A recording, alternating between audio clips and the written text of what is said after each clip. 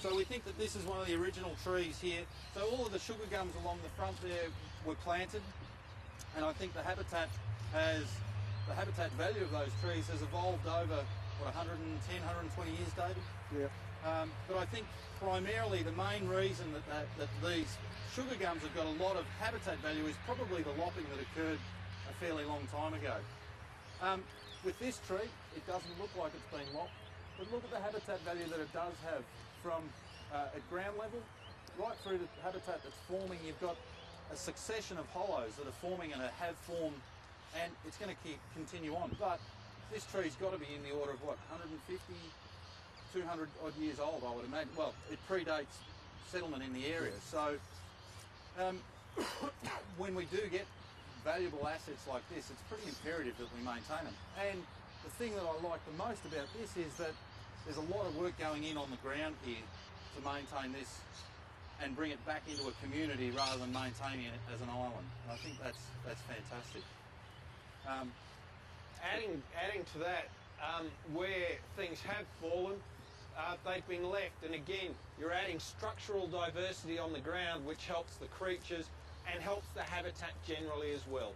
Retaining moisture, adding more invertebrates, different types of invertebrates. The more complex the system, the more species it obviously supports, but the more robust that system is as well. I think we continue as arborists and tree managers, we tend to look at it on a tree by tree basis rather than a community basis.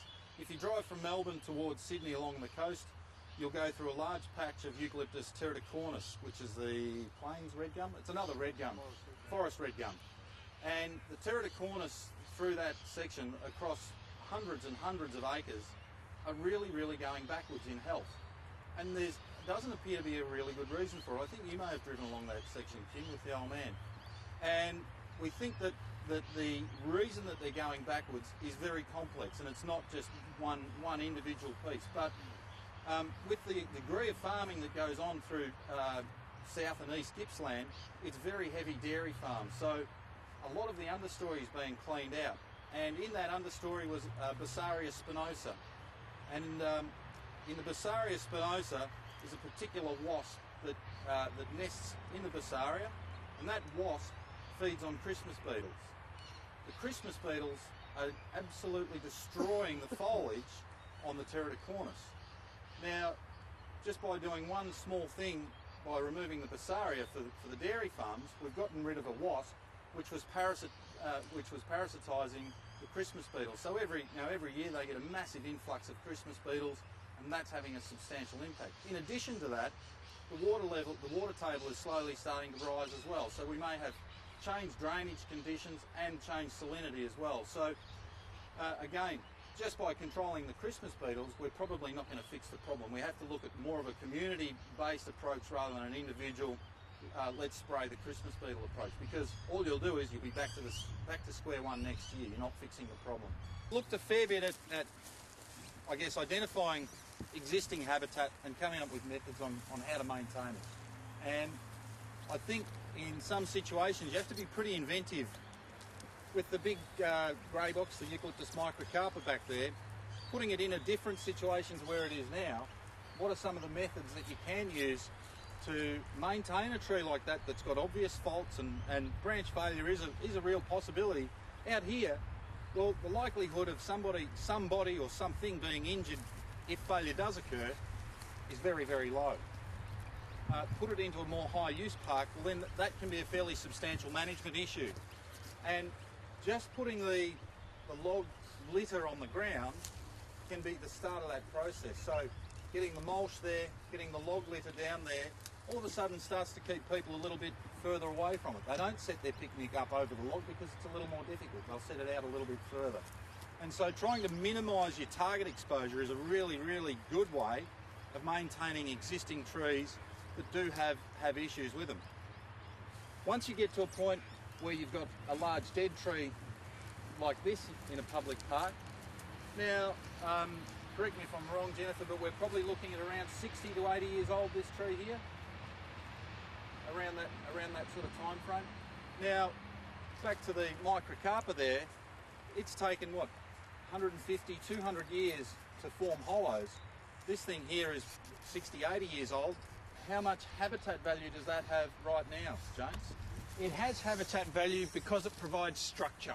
And often, now there is a lot of structure in this parkland, but often in our urban landscape, there's nowhere near as much structure as particularly bird life would like.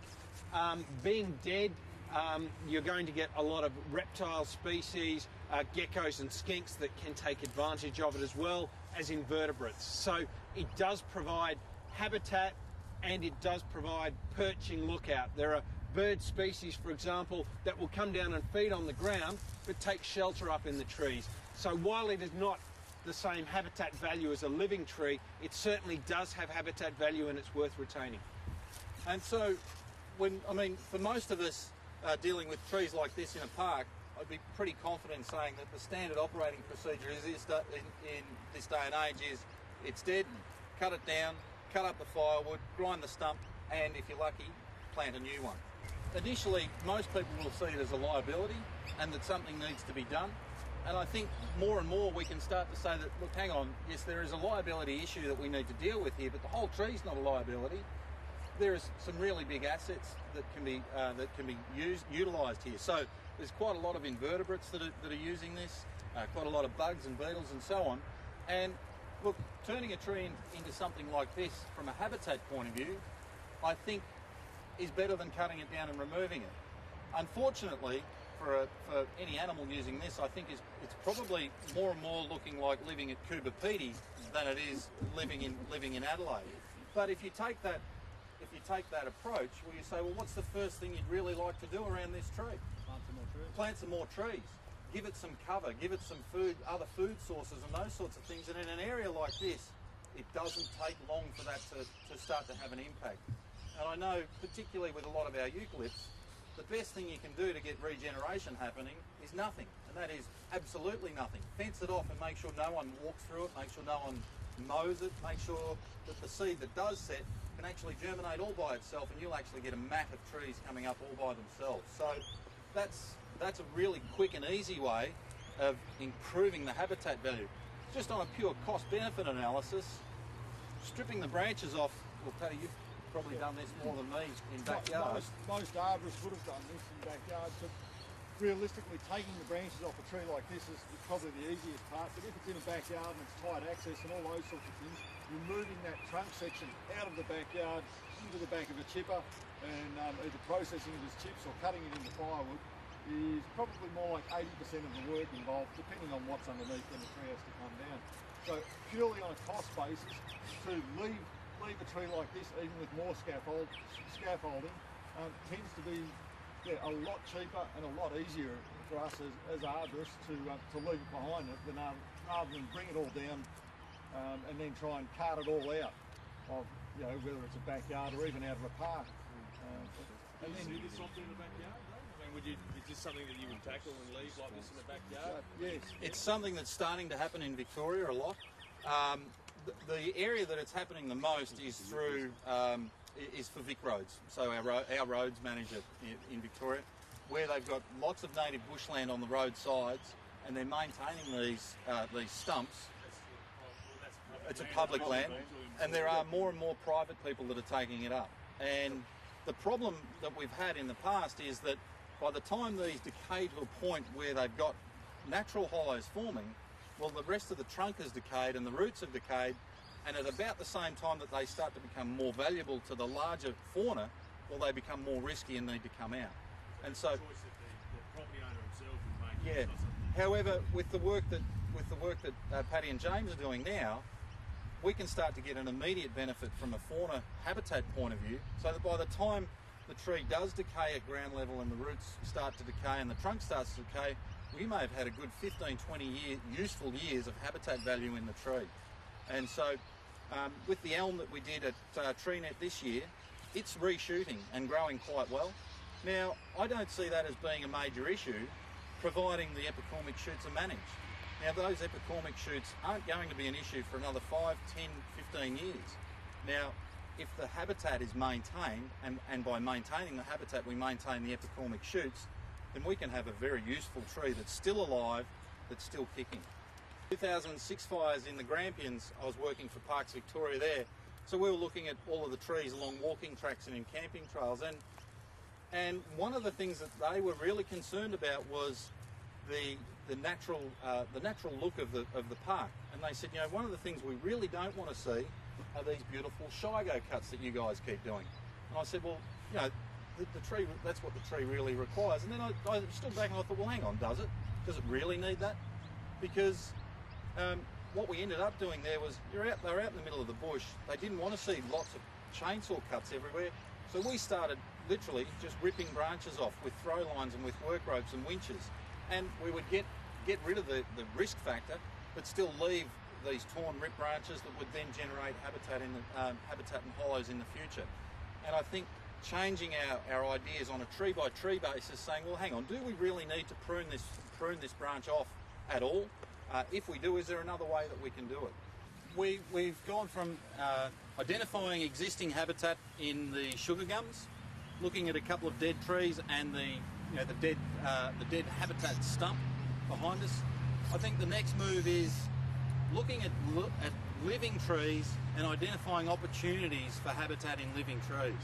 And that's not from a nesting box point of view, but with this Eucalyptus bridgesiana here, it's had some previous failures in the past, but the first one that really drew my attention was this guy here.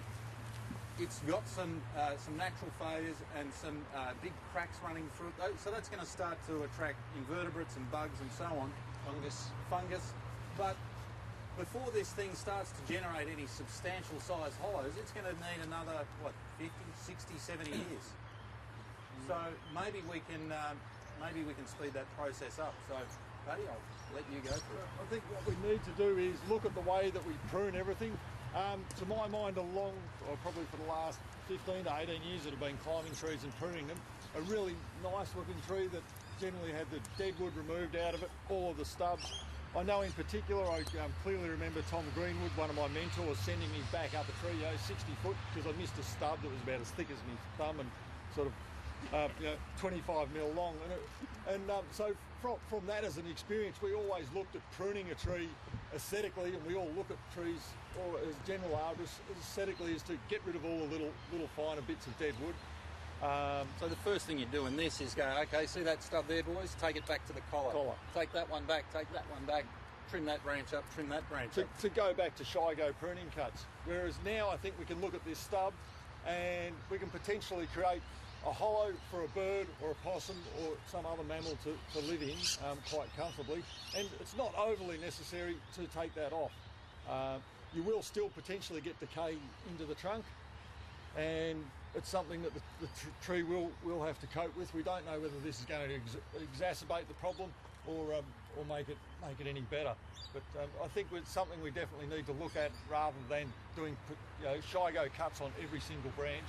And if it's not a hazard, like realistically, how long until that stub falls off and lands on top of someone and kills them? The chances of that happening are pretty slim. So, jump up.